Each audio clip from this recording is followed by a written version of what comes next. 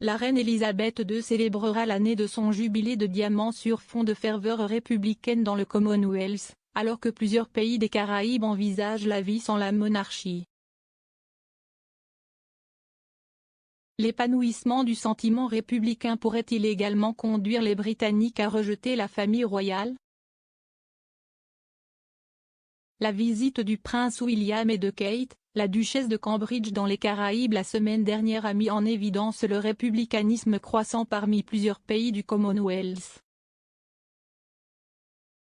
Les manifestants ont obstinément poursuivi le couple pendant leur tournée, remettant en question la présence post-impériale dans leur pays d'origine. Alors que les Bahamas, la Jamaïque et le Belize devraient rejoindre la Barbade pour abandonner la reine à la tête de l'État en 2022, un expert a indiqué si cela pourrait persuader les Britanniques de les suivre. La Grande-Bretagne pourrait-elle devenir une république?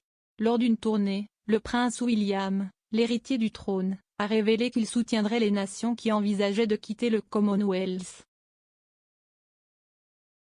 Il a déclaré aux participants lors d'un discours que les relations évoluent et que l'amitié perdure.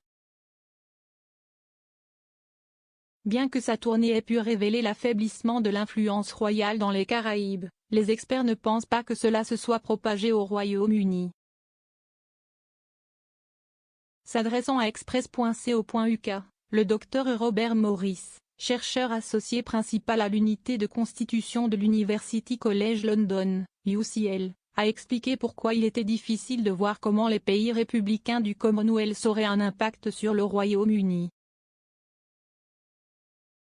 Il a déclaré, « La monarchie britannique est unique en ce qu'elle est chef d'État dans 14 autres pays indépendants. La politique gouvernementale et royale a toujours été qu'il appartenait à chaque pays membre de décider s'il souhaitait conserver la monarchie. » Le prince Charles a assisté à la cérémonie de la Barbade pour souhaiter bonne chance au pays.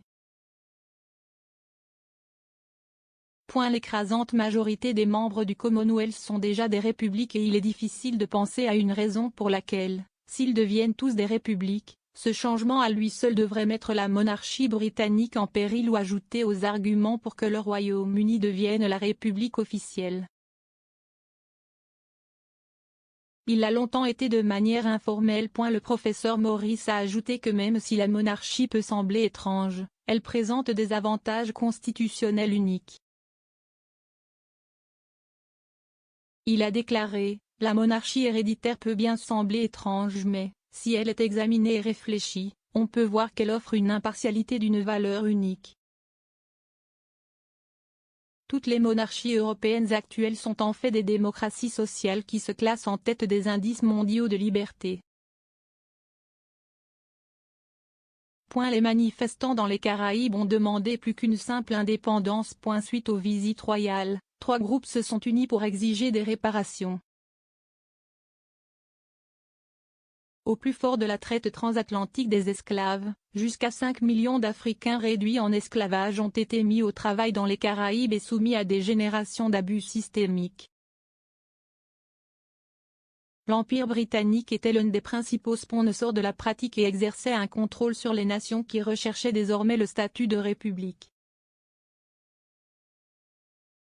3 groupes, le Bahamas National Reparations Committee, BNRC, le Advocacy Network en Jamaïque et le peuple autochtone Maya du Belize, ont uni leurs efforts pour exiger des réparations de la part de la Grande-Bretagne. Ils ont rejeté la tournée royale comme une offensive de charme et ont condamné la sauvagerie de la Grande-Bretagne dans l'asservissement du peuple des Caraïbes.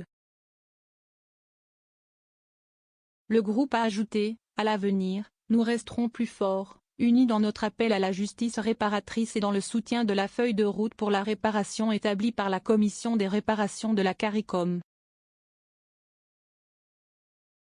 Nous resterons forts, unis dans notre célébration de la résilience du peuple caribéen qui a beaucoup accompli depuis notre indépendance, contre vent et marée, et nous nous engageons à poursuivre dans cette tradition en s'attaquant aux défis contemporains, en extirpant tous les vestiges de notre post-colonial passé et donner à nos employés les moyens de ne faire plus.